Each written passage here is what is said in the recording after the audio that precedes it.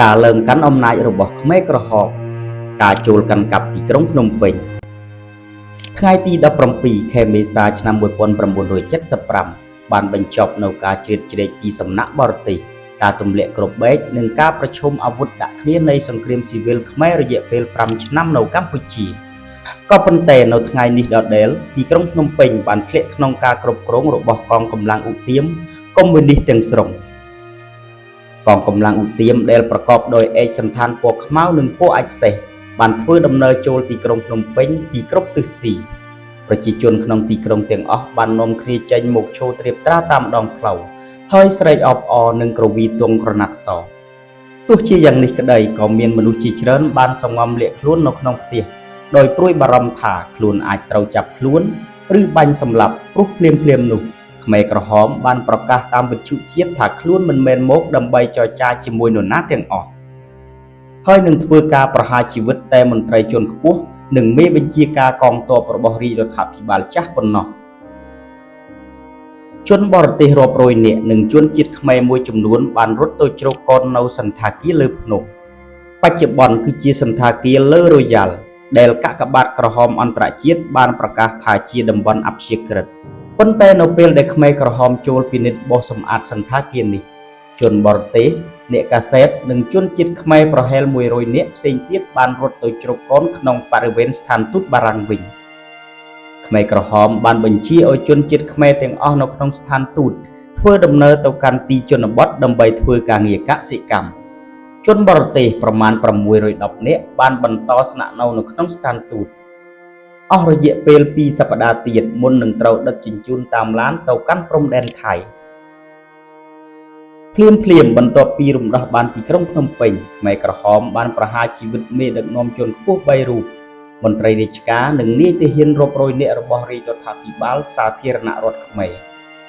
មេដឹកនាំជាន់ខ្ពស់ទាំង3នោះរួមមាននាយករដ្ឋមន្ត្រីឡុងបូរ៉េតព្រះអង្គម្ចាស់ស៊ីសវ័តសេរីមតៈ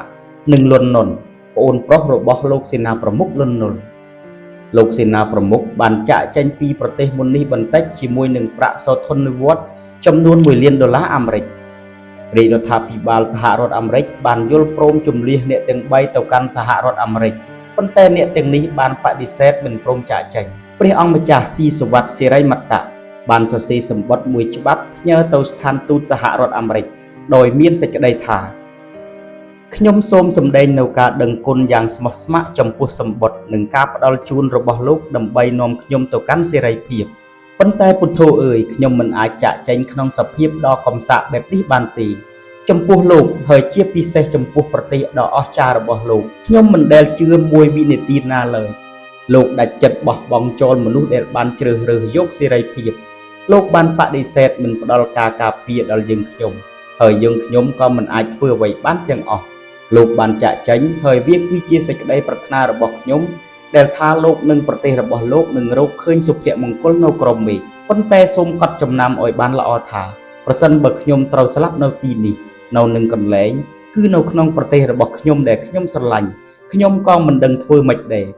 ពីព្រោះមនុស្សយើងគ្រប់រូបកើតមកហើយត្រូវតែស្លាប់ទៅវិញនៅថ្ងៃណាមួយមិនខានខ្ញុំបានប្រព្រឹត្តកំហុសតែមួយគត់គឺការជឿជាក់លើសហរដ្ឋអាមេរិកសូមទទួលនៅមនោសញ្ចេតនារាប់អានអំពីខ្ញុំឯកឧត្តមមិត្តជាទីស្រឡាញ់មិត្តដ៏ស្មោះត្រង់និងរស់រាយរាក់ទាក់របស់ខ្ញុំសិរីមតៈការជំលះប្រជាជនចេញពីទីក្រុងនិងទីប្រជុំជនប្រជាជននៅតាមទីក្រុងនិងទីប្រជុំជនភាគច្រើនជឿជាក់ថាខ្លួននឹងទៅរស់នៅប្រកបដោយសេចក្តីសុខសន្តិភាពក្រោមការគ្រប់គ្រងរបស់មេដឹកនាំថ្មីរបស់ខ្លួនហើយថាប្រជាជនគ្រប់រូបនឹងពួតដៃគ្នាធ្វើការដើម្បីបង្រួបបង្រួមជាតិផ្ទុយទៅវិញ2 ទៅ 3 ម៉ោងក្រោយមកបន្ទាប់ពីកាន់កាប់ទីក្រុងភ្នំពេញកងទ័ពខ្មែរក្រហមបានចាប់ផ្ដើមបាញ់រះទៅលើអាកាសជាសញ្ញាបង្ខំឲ្យប្រជាជនចាកចេញពីទីក្រុងខ្មែរក្រហមបានបង្ខំឲ្យអ្នករស់នៅទីក្រុងភ្នំពេញប្រហែល2 លាននាក់ដែលក្នុងនោះរួមបញ្ចូលទាំងអ្នកភៀសខ្លួនក្នុងអំឡុងពេលសង្គ្រាមជាង1 លាននាក់អស់ឲ្យទៅជនបទក្នុងរយៈពេល1សប្តាហ៍ប្រជាជនក្នុងទីក្រុងភ្នំពេញនិងទីប្រជុំជនផ្សេងទៀតដែលធ្លាប់គ្រប់គ្រងដោយរបបសាធារណរដ្ឋខ្មែរត្រូវបានបណ្តេញចេញទៅធ្វើការងារកសិកម្មនៅតំបន់ជនបទ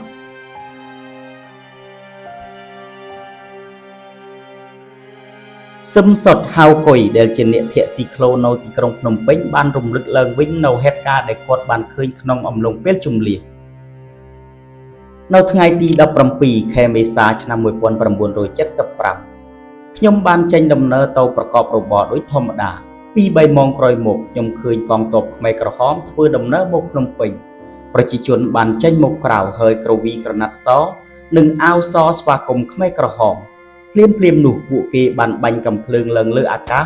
បញ្ជាប្រជាជនឲ្យចាក់ចេញពីទីក្រុងដោយអះអាងថាអាមេរិកកាំងនឹងមកទម្លាក់គ្រាប់បែក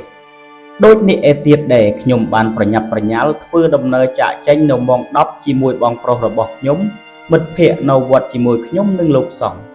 នៅលើផ្លូវដ៏ណែនណាន់តាន់តាប់ខ្ញុំឮសំឡេងមនុស្សម្នាស្រែកហៅរកឪពុកម្ដាយនិងបងប្អូននិងសម្រែកក្មេងៗយំទារកបៅខ្មែរក្រហមបានរឹបអូសយករបស់របរប្រជាជនអ្នកដែលជំទាស់មិនព្រមអោយនឹងត្រូវសម្លាប់ឬក៏ចាប់ខ្លួនយកទៅបាត់នៅពេលដែលខ្ញុំកំពុងតែដើរទ័ពខ្មែរក្រហមស្រីម្នាក់បានទាញកអាវខ្ញុំហើយសួរខ្ញុំថាជាអតីតទាហានឬគាត់រុញខ្ញុំថយក្រោយវិញនៅពេលដែលខ្ញុំប្រាប់គាត់ថាខ្ញុំជាកូនសិស្សខ្ញុំក៏បានបន្តដំណើររបស់ខ្ញុំទៅក្រុងតាខ្មៅនៅតាមផ្លូវខ្ញុំបានឃើញសាកសពដែលទើបតែហើមថ្មីជាច្រើនបន្ទាប់ពីបានធ្វើដំណើរអស់រយៈពេល3ថ្ងៃខ្ញុំបានមកដល់ខេត្តតាកែវមិនមានការលើកលែងណាមួយទេនៅក្នុងការជំនះនេះអ្នកជំងឺត្រូវបានបណ្ដេញចេញពីមន្ទីរពេទ្យអ្នកភៀសខ្លួនរាប់ពាន់នាក់ជាពិសេសកូនក្មេងចាស់ជរានិងអ្នកជំងឺបានស្លាប់នៅតាមផ្លូវស្ត្រីមានផ្ទៃពោះជាច្រើនបានស្លាប់នៅពេលដែលសម្រាលកូនដោយសារគ្មានថ្នាំនិងសេវាសុខាភិបាលកូនក្មេងបានវង្វេងបាត់ពីឪពុកម្ដាយហើយប្រជាជនភាគច្រើនមិនដឹងថាមានអ្វីកំពុងតែកើតឡើងនោះទេសូរីប្រជាជនរស់នៅខេត្តតាកែវក៏បានរំលឹកពីព្រឹត្តិការណ៍ជម្លៀសប្រជាជនចេញពីទីក្រុងភ្នំពេញដែរប្តីរបស់សូរីគឺជាទាហានរបស់របបសាធារណរដ្ឋខ្មែរដែលត្រូវរបួសត្រង់ផ្លូវក្នុងពេលប្រយុទ្ធជាមួយកងទ័ពខ្មែរក្រហមហើយត្រូវបានបញ្ជូនមកព្យាបាលនៅមន្ទីរពេទ្យភ្នំពេញសូរីបានរៀបរាប់ថាកងទ័ពខ្មែរក្រហមបានបញ្ជាឲ្យពួកយើងចេញពីទីក្រុងខ្ញុំនិយាយថាខ្ញុំមិនអាចទៅបានទេព្រោះខ្ញុំកំពុងមានផ្ទៃពោះហើយប្តីខ្ញុំមានរបួសធ្ងន់ពួកគេនៅតែបង្ខំឲ្យយើងចាក់ចេញពួកយើងយំយំព្រោះប្តីខ្ញុំដើរមិនរួចបន្ទាប់មកយើងបានរករទេះមួយខ្ញុំគ្រាប្តីខ្ញុំដាក់លើរទេះហើយបានដាក់ក្រមាទាក់កអូសប្តីខ្ញុំបន្តទៀតយើងចង់ទៅតាកែវណាស់តែខ្មែរក្រហមបានបង្ខំឲ្យយើងធ្វើដំណើរទៅមុខបន្តទៀតតាមផ្លូវជាតិលេខ5យើងឆ្លងកាត់ព្រែកក្តាមហើយក៏ឈប់ដាំបាយហូបពេលហូបបាយគេប្រាប់ឲ្យយើងទៅមុខទៀតខ្ញុំអូសរទេះឡើងរលាកក្រលៀនអស់ហើយនៅតាមផ្លូវប្តីខ្ញុំត្រូវគេចាប់យកទៅសម្លាប់ចោលខ្ញុំយំខ្លាំងណាស់ប៉ុន្តែមិនដឹងធ្វើយ៉ាងម៉េចខ្ញុំបានទៅដល់ស្រុកចំការលើខេត្តកំពង់ចាមមួយខែក្រោយមកខ្ញុំឆ្លងទន្លេបានកូនស្រីមួយខ្មែរក្រហមបានពន្យល់ហេតុផលជាច្រើនអំពីមូលហេតុដែលអង្គការត្រូវបណ្ដេញប្រជាជនទាំងអស់ឲ្យចេញពីទីក្រុងក្នុងអំឡុងពេលជម្លៀសខ្មែរក្រហមបានប្រាប់ប្រជាជនថាសហរដ្ឋអាមេរិកនឹងមកទម្លាក់គ្រាប់បែកនៅភ្នំពេញហើយថាប្រជាជនមិនចាំបាច់ចាក់សូរផ្ទះទេព្រោះថាប្រជាជនទាំងអស់នឹងអាចត្រឡប់មកវិញក្នុងរយៈពេល 2-3 ថ្ងៃទៀតអៀងសារីឧបនាយករដ្ឋមន្ត្រីទទួលបន្ទុកកិច្ចការបរទេសរបស់កម្ពុជាប្រជាធិបតេយ្យក្រោយមកបានពន្យល់ហេតុផលនៃការជម្លៀសថាបណ្ដាលមកពីកង្វះខាតសម្ភារៈ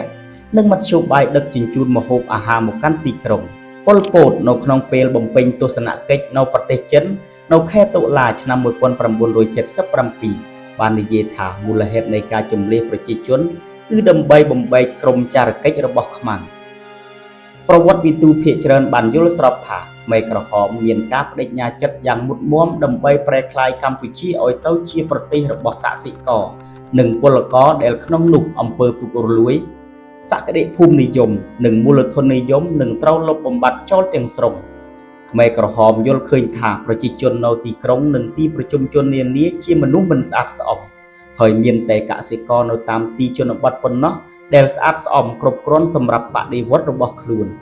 បន្ទាប់ពីការជម្លៀសបានបញ្ចប់ទីក្រុងភ្នំពេញបានក្លាយទៅជាទីក្រុងខ្មោចដែលមានមនុស្សរស់នៅប្រហែល 40,000 នាក់ប៉ុណ្ណោះអ្នកដែលបន្តស្ថិតនៅក្នុងទីក្រុងគឺសុទ្ធតែជាកម្មាភិបាលជាន់ខ្ពស់ខ្មែរក្រហមកងទ័ពនិងកម្មកររោងចក្រ មានហាងលក់ទំនិញតែមួយគត់នៅទីក្រុងគឺផ្សារធំថ្មីដែលបើកលក់សម្រាប់អ្នកការទូតខ្មែរក្រហមបានឯកោប្រទេសពីពិភពខាងក្រៅខ្មែរក្រហមមិនបើកចិត្តឲ្យទូលាយឲ្យជនបរទេសចូលមកក្នុងប្រទេសទេហើយក៏មិនបើកទូលាយឲ្យប្រជាជនខ្មែរចាកចេញពីប្រទេសដែរពី3ថ្ងៃបន្ទាប់ពីប៉ុល ពតនិងកម្មាភិបាលជាន់ខ្ពស់របស់បកកុម្មុយនីសកម្ពុជាបានធ្វើដំណើរចូលមកទីក្រុងដ៏ស្ងាត់ជ្រងំនេះក្រុមខ្មែរក្រហមបានរៀបចំពិធីបុណ្យរំលឹកវិញ្ញាណក្ខន្ធចំពោះអ្នកដែលបានពលីជីវិតក្នុងអំឡុងពេលសង្គ្រាមនៅទីក្រុងប៉េកាំងឯនោះវិញមានមនុស្សជាង 10000 នាក់និងមន្ត្រីជាន់ខ្ពស់ចិនច្រើនរូបបានប្រារព្ធពិធីជ័យជំនះរបស់កងទ័ពកុម្មុយនីសកម្ពុជាលើរដ្ឋាភិបាលសាធារណរដ្ឋខ្មែរដែលគាំទ្រដោយសហរដ្ឋអាមេរិកទោះជាយ៉ាងណាក៏ដោយក៏សម្ដេចព្រះនរោត្តមសីហនុមេដឹកនាំមានតែឈ្មោះរបស់កងទ័ពបដិវត្តន៍មិនបានចូលរួមក្នុងពិធីនេះទេព្រះអង្គគង់នៅក្បែរព្រះមេដារបស់ព្រះអង្គគឺព្រះមហាក្សត្រីយានីស៊ីសវត្តកុសមនារីរតន៍សិរីវឌ្ឍនាដែលកំពុងតែប្រឈួនជាទម្ងន់នៅទីក្រុងប៉េកាំងក្នុងអំឡុងពេលគង់នៅនិរទេសខ្លួននៅទីក្រុងប៉េកាំងតាំងពីឆ្នាំ 1970 រាជរដ្ឋាភិបាលកុម្មុយនីសចិនបានថ្វាយព្រះអង្គនៅការគាំទ្រទាំងផ្លូវនយោបាយនិងផ្លូវចិត្តព្រមទាំងភូមិគ្រឹះប្រកបដោយផាសុកភាពមួយទៀតផងក្រោយមកព្រះអង្គបានធ្វើសេចក្តីថ្លែងការណ៍មួយកត់សរសើរពីជ័យជំនះរបស់ខ្មែរក្រហម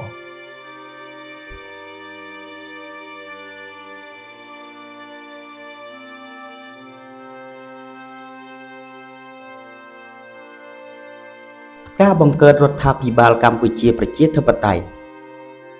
អង្គការទោះបីជាខ្មែរក្រហមបានធ្វើសង្គ្រាមប្រឆាំងនឹងរបបសាធារណរដ្ឋខ្មែររបស់លោកសេនាប្រមុខលន់នល់អស់រយៈពេល5ឆ្នាំក៏ដោយ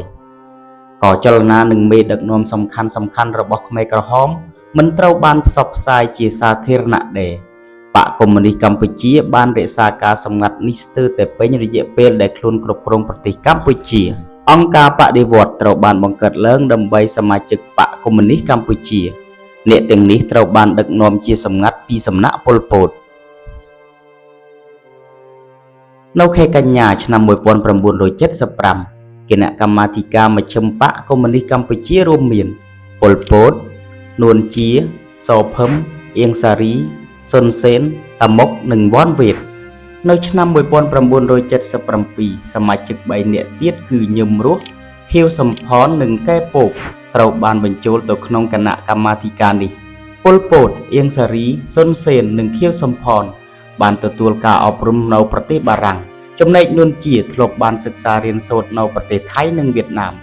សមាជិកផ្សេងទៀតនៃគណៈកម្មាធិការមជ្ឈិមបកមានចំណេះដឹងបន្តិចបន្តួចប៉ុណ្ណោះ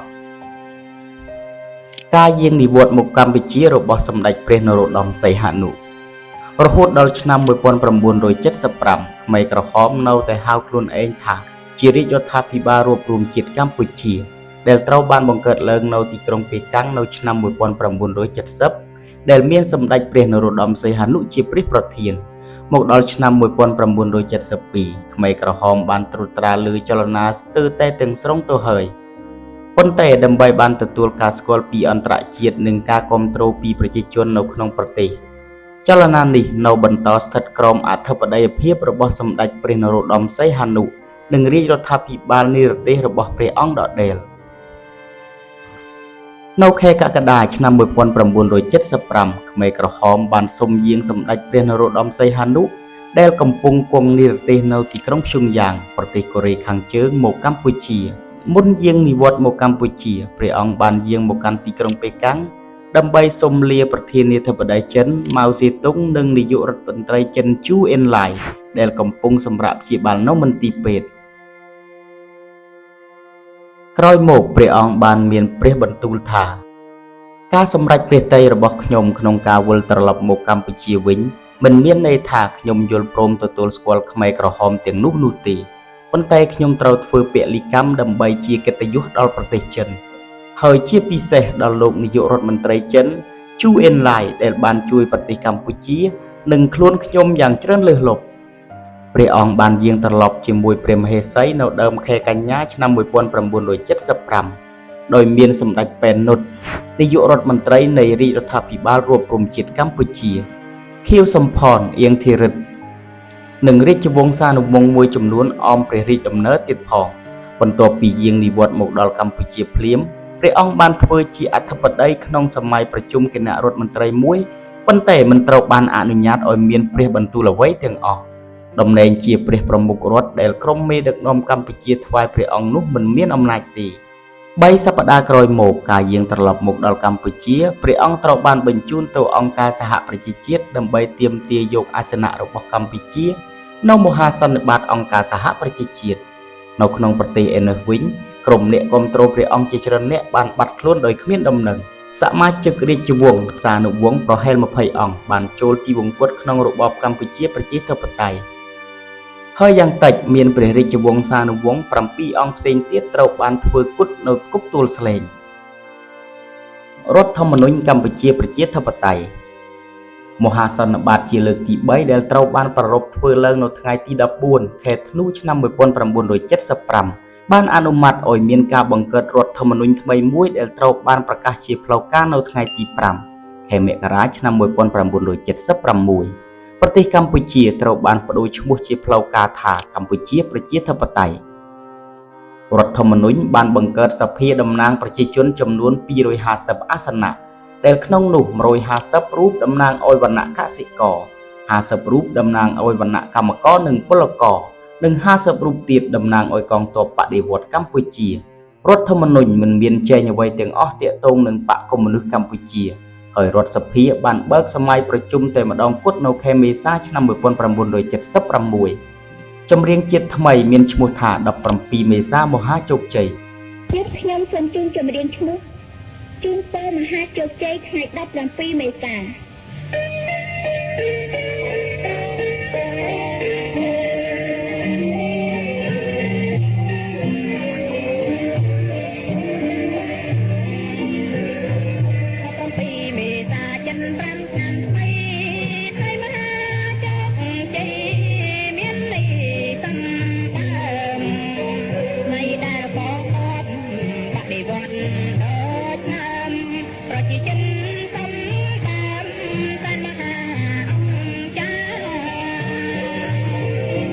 បទចម្រៀងនេះនិពន្ធដោយប៉ុល ពតទង់ជាតិថ្មីមានពណ៌ផ្ទៃក្រហមហើយមានរូបប្រាសាទអង្គរវត្តកំពូល3ពណ៌លឿងនៅចំកណ្ដាលសម្ដេចព្រះនរោត្តមសីហនុលាលែងពីតំណែងប្រមុខរដ្ឋនៅថ្ងៃទី11ខែមីនាឆ្នាំ1976គណៈអចិន្ត្រៃយ៍បកកុម្មុយនីសកម្ពុជាបានជួបពិភាក្សាគ្នាអំពីបញ្ហាសុំលាលែងពីតំណែងរបស់សម្ដេចព្រះនរោត្តមសីហនុគណៈអចិន្ត្រៃយ៍បានព្រមព្រៀងទទួលយកសំណើសុំយាងចូលនិវត្តន៍របស់ព្រះអង្គប៉ុន្តែនឹងមិនអនុញ្ញាតឲ្យព្រះអង្គចាកចេញពីប្រទេសធ្វើសេចក្តីថ្លែងការណ៍ឬជួបពិភាក្សាជាមួយអង្គទូតបរទេសណាមួយឡើយរបបប្រជានិយមនៅកម្ពុជាកើតមានឡើងអស់រយៈពេលជិត2000ឆ្នាំមកហើយនោះត្រូវបានបញ្ចប់នៅខែមេសាឆ្នាំ1976សភាតំណាងប្រជាជនកម្ពុជាបានបើកសម័យប្រជុំលើកទី1នឹងតែម្ដងគត់របស់ខ្លួនអង្គប្រជុំបានព្រមព្រៀងគ្នាជាឯកច្ឆន្ទទៅលើសំណើសុំយាងចូលនិវត្តន៍របស់សម្ដេចព្រះនរោត្តមសីហនុដោយផ្ដល់ថ្វាយព្រះអង្គនៅប្រាក់សោធននិវត្តន៍ចំនួន$8,000 លានសហរដ្ឋអាមេរិកក្នុងមួយឆ្នាំដែលមិនដែលបើកថ្វាយព្រះអង្គទាល់តែសោះព្រះអង្គនិងព្រះរាជវង្សានុវង្សត្រូវបានឃុំឃាំងនៅក្នុងព្រះបរមរាជវាំងព្រះអង្គបានជាប់ឃុំនៅទីនោះរហូតដល់ខែមករាឆ្នាំ1979គឺរហូតដល់ថ្ងៃដួលរលំនៃរបបកម្ពុជាប្រជាធិបតេយ្យរចនាសម្ព័ន្ធចាត់តាំងរបស់កម្ពុជាប្រជាធិបតេយ្យ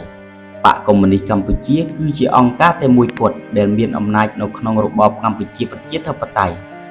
ក្រសួងដែលមានសកម្មភាពការងារច្រើនត្រូវបានបង្កើតឡើងនៅទីក្រុងភ្នំពេញរួមមានក្រសួងការងារបរទេស